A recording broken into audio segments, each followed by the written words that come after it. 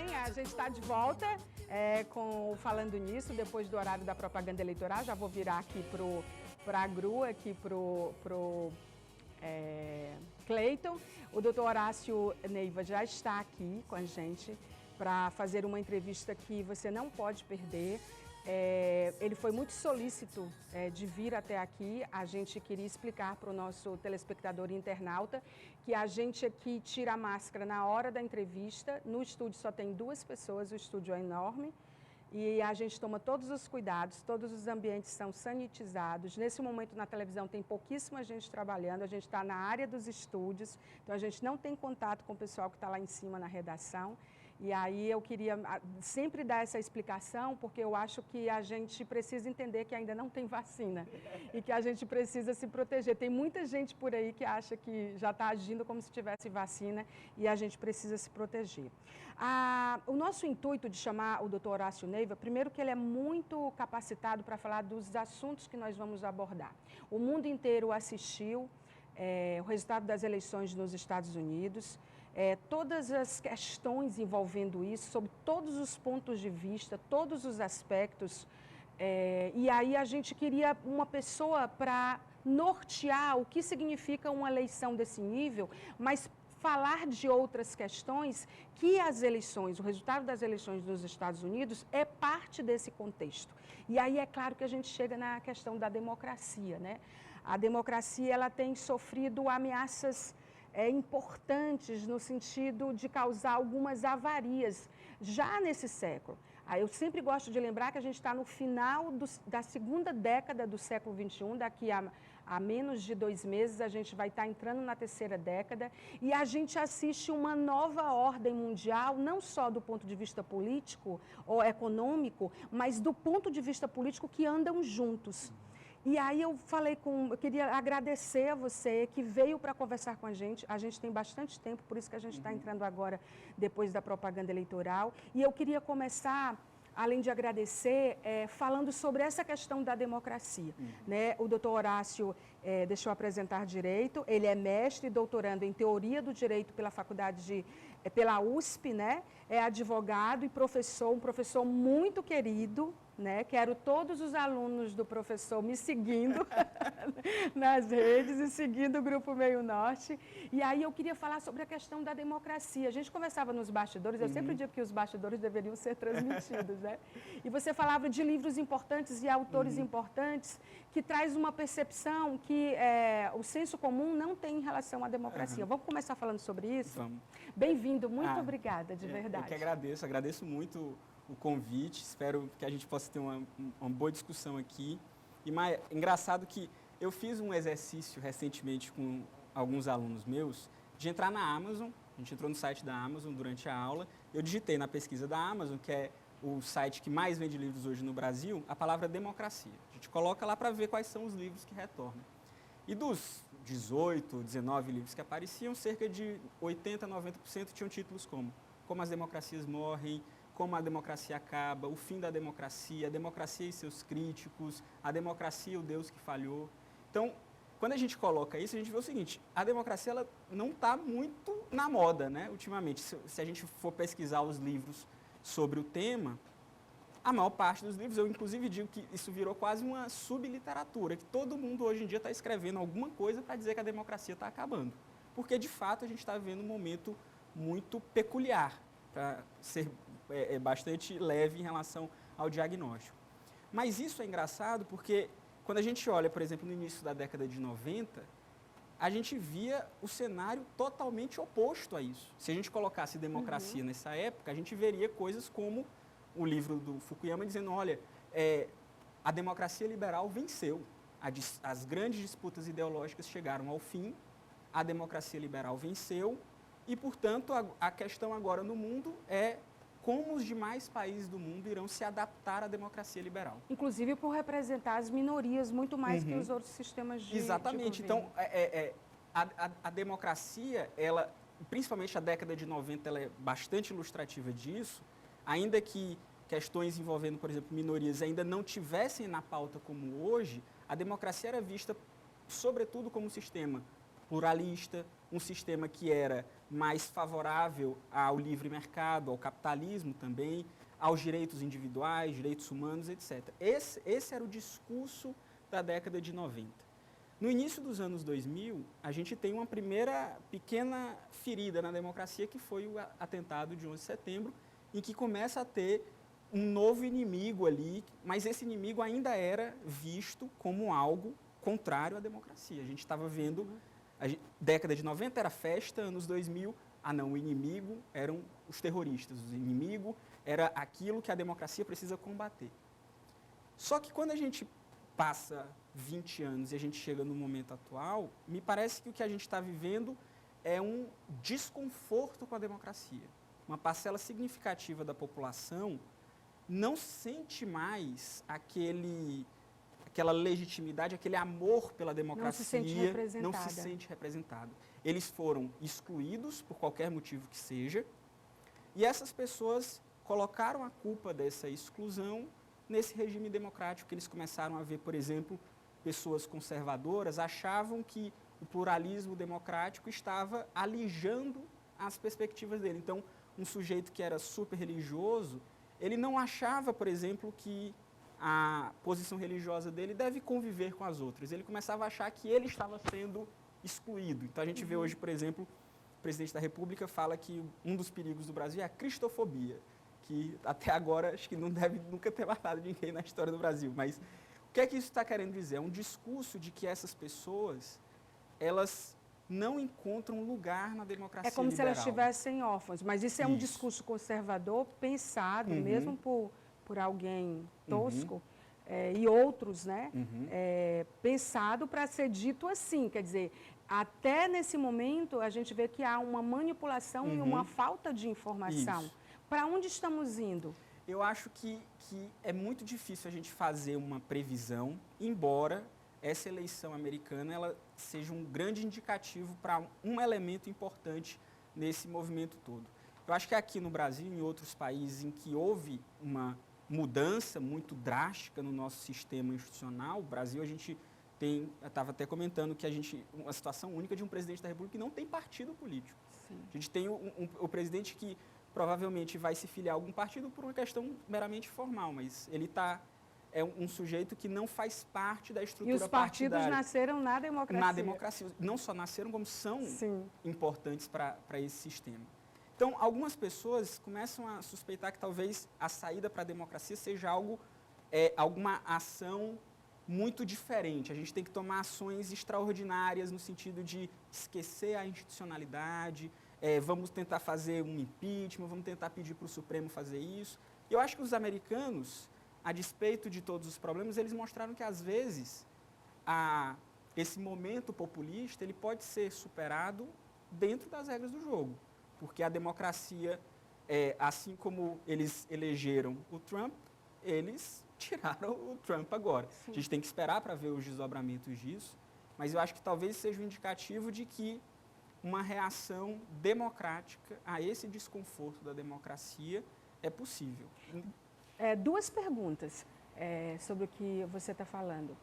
Primeiro, doutor Horácio, existe algum ensaio sobre isso em algum país do mundo, sobre esse regime que seria fruto da democracia ou uma democracia reformada, sei lá que nome vai se dar isso?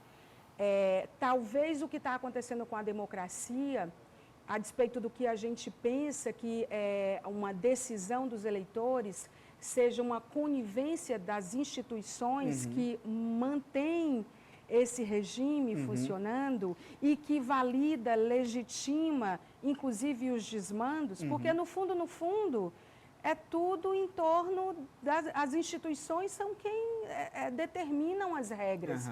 E a gente vê que ou elas estão corrompidas, ou elas estão perdidas, ou elas estão enfraquecidas. A gente não se sente representado em lugar nenhum, estamos órfãos. Até abri o programa dizendo, vou conversar com o doutor Horácio para saber o que a gente faz, cidadão comum, nós pobres mortais. São duas perguntas. Eu costumo dizer, assim, eu sou da área do direito, né? Muito embora eu seja da teoria e da filosofia do direito, mas a minha área é o direito, e a gente tende a ter uma visão excessivamente formalista, inclusive quando a gente vai fazer análise política. Então, as pessoas começam a pensar na democracia como questões formais. Eu preciso de certas regras, certas instituições, certos elementos formais, por exemplo, eu preciso de eleição, eu preciso de um tribunal constitucional, eu preciso disso. Um ranking de poder, isso, inclusive. E a gente vai fazendo como se fosse uma pequena receita de bolo e que eu tenho os ingredientes da democracia. Só que a democracia é uma coisa muito mais complexa do que isso, porque as instituições elas não trabalham sozinhas. O Supremo Tribunal Federal, por exemplo, ele depende, às vezes, o Supremo Tribunal Federal ele não tem, por exemplo, como ter o exército ao seu dispor, policiais, etc. Ainda assim, quando o Supremo dá uma decisão, a gente espera que ela seja cumprida. Se a gente parar para pensar, isso é uma coisa extremamente complexa. Por que que eu, você, ou os brasileiros em geral, deveríamos obedecer um pedaço de papel assinado por um ministro do Supremo? Isso é uma crença que nós temos, muito importante.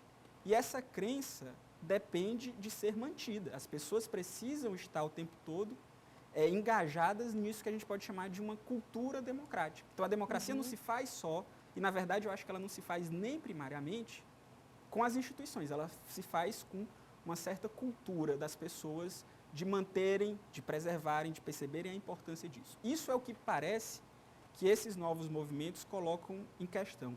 Eles, às vezes, eles surgem de dentro das regras. E aí a gente sempre ouve justificativas como, não, mas ele foi eleito. Não, mas ele pode fazer isso. Então, por exemplo, um caso ilustrativo disso. Existe uma discussão nos Estados Unidos sobre se agora que o Trump perdeu as eleições e vai sair em janeiro do próximo ano, se ele poderia se perdoar a si mesmo dos crimes que eventualmente ele possa ser processado. E, de fato, existe uma discussão nos Estados Unidos sobre isso, porque o presidente tem esse poder. Só que a questão é que quando criaram essa norma e muitas outras, ninguém nunca esperou que o presidente fosse fazer isso. Era uma regra não escrita, ou seja, uma parte da nossa cultura. A gente espera que as pessoas observem certas etiquetas da democracia. Que elas incrível isso, ele perdoar a si mesmo. Isso. Aí a gente vai para a questão de ter foro privilegiado. Um outro exemplo, por exemplo, o presidente da República pode indicar um procurador-geral da República aqui no Brasil. Então, a gente teria uma regra ali não escrita de, vamos indicar os indicados da lista tríplice, etc. Mas, na prática, se a gente ler a Constituição, o presidente da República pode indicar quem quer que ele queira como procurador-geral da República, satisfazendo alguns requisitos mínimos. Quer dizer que, então, o presidente pode indicar uma pessoa que vá protegê-lo lá? Bem, formalmente, nos termos lá que a gente está lendo, sim. Não tem nada de democrático nisso. Só que a gente, na verdade, a gente não espera. A gente espera que a nossa democracia, o nosso Estado, nossa cultura, não chegue ao ponto de eleger uma pessoa que vá fazer isso.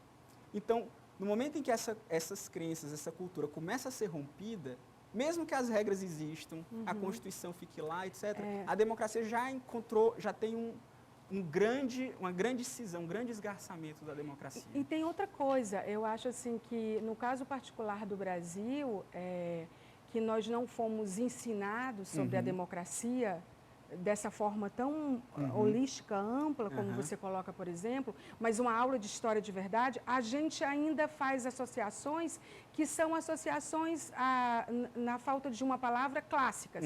A democracia é porque a gente não tem mais tortura, é porque não tem mais os militares, é que não tem mais o AI-5, representa as minorias. E essa mesma democracia, ela foi criando outras guerras. O doutor Horácio me disse uma coisa que eu confesso que eu não havia pensado. Ele falou, Maia, porque a gente estava falando que algumas coisas estão se dando por voto de protesto. Bolsonaro foi eleito por um voto de protesto. O Biden, por mais qualidade que ele tem, ele foi eleito por um voto de protesto. As pessoas estão indo porque elas não querem mais aquilo e quem é o próximo da fila que vai representar minimamente o oposto daquilo. E aí você me disse uma coisa que Maia, a grande questão é que o que foi perdido com pessoas eleitas que não cumpriram aquilo que prometeram ou que não representam aquilo que os eleitores anseiam, elas, na verdade, as decisões dela, o resultado do poder que elas exerceram são irreversíveis. Quer dizer, quando a gente fala de meio ambiente, por exemplo, aí eu vou passar para você, porque isso para mim me deu uma clareza, porque eu acho que é pensar de forma mais orgânica. pensar fazendo uma linha do tempo de passado, presente e futuro. E a gente precisa co-criar esse futuro, agora. Isso. Então, assim, não dá para ficar só no gatilho de vou votar porque é protesto, vou votar... E aí a gente tem que pensar nisso, né? Isso é um ponto que eu acho muito interessante. Eu acho que a gente, até pegando o gancho de uma outra pergunta que eu não tinha respondido. Onde é que a gente tem um teste, por exemplo, importante disso? Verdade. Eu acho que hoje a gente tem aqui na América Latina um teste, a gente não sabe o que é que vai sair disso, mas é o caso chileno. O Chile é o país mais desenvolvido da América Latina. Sim. O Chile era um país que teve uma alternância de poder muito salutar. O Chile teve presidentes de esquerda, presidentes de direita, presidentes de esquerda e presidentes que se alternaram de maneira natural, inclusive quase de maneira ditaduras. De maneira às vezes educada. Então, o Chile, pós ditadura do Pinochet, teve um período de um grande desenvolvimento, tanto econômico quanto também político. E agora a população, a despeito do grande desenvolvimento econômico chileno, a despeito do Chile ter um dos melhores índices de desenvolvimento humano da América Latina, a despeito de tudo isso, a despeito dessa história recente do Chile, que envolve uma democracia bastante saudável no sentido de transição de poder entre esquerda e direita, pós-ditadura, os chilenos simplesmente disseram que não querem mais a Constituição deles, porque acham que, a despeito de todas essas bonanças que eles tiveram, a Constituição é uma Constituição do período ditatorial e eles querem romper com isso. Isso não é uma questão meramente formal, vamos trocar uma Constituição por outra. É uma questão também, como eu estava dizendo, cultural. Eles não querem, não é porque eles não tiveram sucesso econômico que eles tiveram sucesso econômico. Eles não querem a Constituição, não é porque eles não tiveram sucesso político. É porque eles estão evoluídos. Isso. E eles não querem esse passado na vida deles. Então, é um rompimento com um passado ditatorial. E aqui no Brasil isso é curioso. Você estava falando que a gente não tem mais AI-5, não tem isso, etc. Mas as pessoas às vezes acham... Eu não estou dizendo isso porque isso não seja importante. Estou falando das associações que a gente faz que não foram atualizadas porque que democracia é importante. Mas as pessoas às vezes esquecem de pensar por que a gente não tem mais AI-5. Que essa é a pergunta mais importante. O AI-5 não desapareceu assim, por exemplo, como, veio a chuva de janeiro, né? E quando a gente sabe... Começa a chover em janeiro, em maio acaba de chover. O AI-5 não foi uma chuva de verão. Ele desapareceu por um motivo, a ditadura acabou por um motivo. E esse motivo foi não só o esgotamento econômico que teve no período ditatorial, mas, sobretudo, as pessoas que não queriam mais. Houve uma revolução aqui no Brasil cultural que resultou na Constituição de 88. Então, existem certos elementos que as pessoas, me parece, que muita gente perde um pouco de perspectiva, que é o fato de que as nossas decisões, elas têm um impacto não de 4 anos, porque a ideia da democracia, não vamos votar de 4 em 4 anos.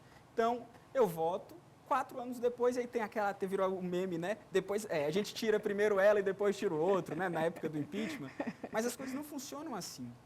Os impactos, todos eles são muito grandes. Eu gosto de uma história, apesar dela ser um pouco exagerada, que tem um livro muito clássico da ciência política chamado Democracia na América, do Alexis de Tocqueville, que ele descrevia a viagem que ele fez pelos Estados Unidos no século XIX.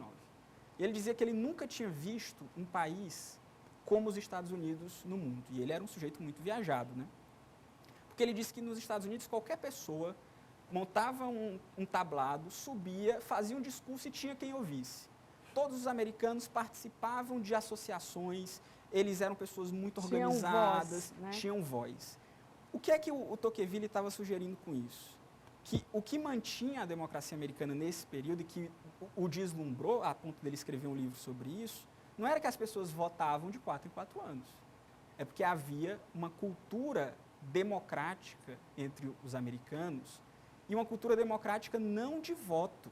Isso é o ponto importante. A ideia de que a eleição resume a democracia é uma ideia... de posicionamento do cidadão, né? E você falou assim, todos podem ser ouvidos, porque a base da democracia, mais até do que votar, é que nós somos iguais e nós nos tratamos como iguais. Então, a minha voz pode ser ouvida, a sua voz, a voz de um evangélico, a voz de uma pessoa gay, a voz de uma pessoa trans, a voz de um pastor, todas essas vozes, elas devem ter um espaço. Então, não adianta, por exemplo, se a gente garante formalmente a participação de todos. Mas se a gente exclui informalmente, seja por questões econômicas, seja por questões culturais, grande parte da população, a gente não está fomentando uma cultura democrática. Ao mesmo tempo, a gente tem que equacionar isso com as questões que são questões humanas. Os grupos supremacistas, por exemplo. O crescimento e a validação dele pelo Trump e onde eles... Porque eu imagino que se eles existem em algum lugar, de algum modo eles são apoiados. Isso. De algum modo eles não são combatidos no nível de acabar. Essas questões, elas são da cidadania, mas são questões da esfera do humano, né? De como isso se mantém e como isso tem crescido. Isso. Né? E aí eu fico pensando, a legislação, ela caducou também em muitas áreas, né? Porque ao mesmo tempo que a gente tem um sistema de justiça eleitoral, a gente tem uma outra justiça que está tão fracionada, tão frágil como a justiça eleitoral, na verdade. A lei caducou, porque assim, como pode existir? Porque aí não se trata de voz, entende? Aí se trata de questões que são humanas, né? Que eu acho que a gente precisa dividir o que é admissível e o que não é. Isso eu acho um ponto interessante por dois motivos, né? Algumas pessoas, por exemplo, pensam que depois da lei do voto nos Estados Unidos, que garantiu voto, participação para os negros, isso teria resolvido o problema. Então, por exemplo, quando o Obama foi eleito, isso resolveu o problema, a gente mostra que a gente não é um país racista, etc, etc. Porque, mais uma vez, voltando para o que eu tinha dito, porque as pessoas tendem a encarar democracia, política, sob o aspecto formal. Então, se formalmente, por exemplo, a despeito do ressurgimento de grupos supremacistas brancos nos Estados Unidos, as pessoas dizem, olha, mas os negros podem votar. Então, formalmente, eles têm o direito, logo, porque as pessoas pensam que a garantia formal nas regras, eu colocar mas a questão são os supremacistas atacarem os negros. Tem outras questões, não é só do voto. Se você garante formalmente direitos, mas, ao mesmo tempo, você permite e fomenta que certos grupos ataquem e atuem de maneira a excluir essa população, você está, na verdade, violando princípios que são mais importantes do que esse. Não adianta eu colocar no papel que essas pessoas são cidadãs se eu permito, por exemplo, que elas sejam massacradas, excluídas, discriminadas, que elas tenham o voto suprimido. Isso é uma questão interessante nos Estados Unidos, que, graças a Deus, a gente não enfrenta formalmente no Brasil. A gente tem outras guerras, mas a gente enfrenta informalmente. Mas nos Estados Unidos, por exemplo, os estados eles têm a possibilidade de criar certas regras eleitorais. Então, o que é que alguns estados fazem? Eles criam regras que elas não discriminam diretamente uma determinada comunidade.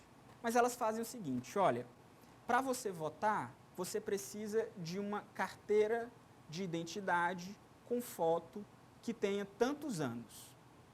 Então, formalmente, a gente olha, não está discriminando ninguém. Mas quando você vai ver, na circunstância daquele estado, os negros são a parcela da população que menos tem acesso a esses documentos. O próprio regime de votação e de apuração dos Estados Unidos, ele nasceu com isso, base né? nisso. Por isso que ninguém tem. Exatamente. Então, assim, a história do sistema, ela acaba sendo uma história que ela esconde muita discriminação. Então, por exemplo, a questão, é só a gente pegar, o voto nos Estados Unidos, o dia da eleição, é uma terça-feira, né? Se eu não me engano, é a primeira terça da segunda semana do mês, uma coisa mais ou menos assim. Só que terça-feira é um dia de trabalho. E os estados, o que é que eles fazem? Alguns dão feriado no dia para as pessoas poderem votar. E outros, porque sabem que certas, por exemplo, uma pessoa que recebe por hora e que ganha um salário mínimo, ela não pode abandonar um dia dela de trabalho. Aí a gente fica dizendo, nossa, mas lá a eleição ficou dependendo dos Correios, do post office. Isso, e as pessoas pensaram assim. Aí decidiu a Pensilvânia, né? Quer dizer... mas veja, a questão dos Correios... Aqui a gente tem a urna eletrônica, mas aqui o voto é obrigatório. Isso. Mas é num domingo, a gente tem a garantia de que todos nós podemos votar. E todos nós podemos, não, somos obrigados a votar. Embora, assim, quem não quer votar, a multa é tão pequenininha, não estou dizendo que não é para votar, gente, mas assim... É só esclarecer. Lá, eles, informalmente, eles acabam distorcendo as regras. Não distorcendo, mas eles dizem para você o seguinte: Maia, eu estou aqui lhe garantindo o seu direito. Mas informalmente, o que é que eu faço? Eu faço de tudo para impedir que você exerça. Ou seja, tudo acaba no humano, né? No elemento não escrito da democracia. Esse ser humano. Aí a gente tem a questão das redes sociais, que aflora isso. A gente conversava sobre a questão da fake news, que é um problema, e a gente viu Facebook, Twitter, Google nessas eleições dando sinais de alerta em relação ao que o Trump postava. O Trump foi tirado do ar pelas 4 grandes redes dos Estados Unidos. Primeira vez que isso aconteceu na história, porque era um pronunciamento do presidente. Né? Quer dizer, a gente viu várias coisas acontecendo. Então, assim, essas empresas fazendo de conta que estão fazendo o trabalho dela, a gente acredita que esses alertas são... Porque, na verdade, elas perderam muito dinheiro, né? Assim, ou deixaram de ganhar, ou perderam em reputação, né? Tanto que o dilema das redes uau! Eu acho que perderam principalmente em reputação, mas, ao mesmo tempo, assim, a gente está vivendo um período, e essa questão das redes sociais é uma coisa tão nova e tão complexa, que eu acho que a gente está num período em que a gente não sabe... A gente vive o pior dos momentos, que é assim, a gente tem muitos problemas, a gente reconhece esses problemas, mas a gente não sabe a solução de nenhum deles, né? Não. E todo mundo que aparece muitas vezes com essas soluções tem uma frase muito engraçada que diz que para todo problema complexo existe uma solução fácil, simples e errada, né? Então, esse é um caso que me parece bem ilustrativo. As redes sociais, elas fomentaram, permitiram o surgimento desses grandes movimentos populistas, mas, sob certa perspectiva, elas não sabem como reagir. E elas não sabem como reagir porque elas também são parte de um problema muito grave, que é o fato de que elas são grandes demais. É isso que eu ia falar. Eu acho que nós não estávamos prontos para exponencialidade. E eu acho assim que para cada problema novo deve existir uma solução nova. Isso. Não há soluções antigas para problemas novos. E veja... E a gente não tem essa capacidade, esse background como ser humano, como pessoa, como profissional, de dar cabo disso, porque virou uma coisa planetária. Isso. E veja, isso em relação a elas é engraçado. Por exemplo, quem obviamente se incomoda com o discurso do Trump, etc., ele viu com ótimos olhos o fato de finalmente essas redes terem todas tomado uma posição e indicado que, por exemplo, determinados discursos eram fake news, etc. Mas, ao mesmo tempo, algumas pessoas, inclusive pessoas do espectro político progressista, da esquerda, começaram a dizer o seguinte: mas espera lá, quer dizer então que a gente está vivendo num mundo em que 2, 3 ou 4 companhias gigantescas, como o Facebook, o Instagram não, que é do Facebook, mas o YouTube, o Google, etc., que essas companhias, elas têm o poder de... Tudo bem, agora elas estão determinando, opinando favoravelmente a minha posição. Mas e o que é que ela vai fazer quando, por exemplo, a gente tiver uma eleição e elas começarem a derrubar postagens de um candidato que não está fazendo nada? Quer dizer que então... porque cria um precedente. Isso, quer dizer que então a gente está vivendo num mundo em que tudo pode acontecer. Eles podem, aquelas 4 companhias, podem decidir o resultado de qualquer eleição. Será que nós, enquanto cidadãos, etc., queremos estar sujeitos a esse tipo de poder? Que foi uma coisa que me incomodou. A gente já estourou o nosso tempo, eu quero mostrar as revistas, mas foi uma coisa que me incomodou um pouco da cobertura brasileira e da cobertura mundial, que eu também acompanhei, é que tinha por parte do jornalismo, tinha uma torcida organizada. Eu vi as pessoas falando assim, os jornalistas chamando ao vivo, parecia que estava chamando tipo o Réveillon da Times Square, com aquela bola ridícula. Não, quase estava chorando, né? Entendeu? O outro chorou, não sei o quê. Eu acho assim que a gente também perdeu a oportunidade de nos posicionarmos de um jeito mais profissional mesmo, mais isento e mais analítico. Eu senti falta de análise. Eu senti falta de você na TV, no mundo, de análise assim no mundo, entendeu? Então, assim, eu acho que a gente tem que ter equilíbrio para mostrar quem perde e quem ganha sem se envolver. Eu não estou aqui dizendo que eu achei ruim o Trump perder. Eu e não só os 75 milhões que votaram nele, ou, na verdade, os 61 milhões que votaram no Biden, mas, assim, e outras pessoas pelo mundo, você viu que foi uma comoção, que foi uma coisa que a gente nunca tinha visto. Nem quando o Obama ganhou, que foi o primeiro negro. Mas você viu, né, uma coisa, assim, realmente... Mas eu acho que a gente tem que ter equilíbrio para quando alguém que a gente não gosta perder, a gente continuar sendo equilibrado. Exatamente. Entendeu? É que é isso que você está falando. Vamos para as capas de revista? Você tem que vir para a segunda parte. Mostra aí a Isto É, por favor, só para a gente mostrar aqui e comentar. A América será grande outra vez. Então, após 4 anos de obscurantismo promovido por Donald Trump, o mundo respira aliviado com o resultado das eleições americanas.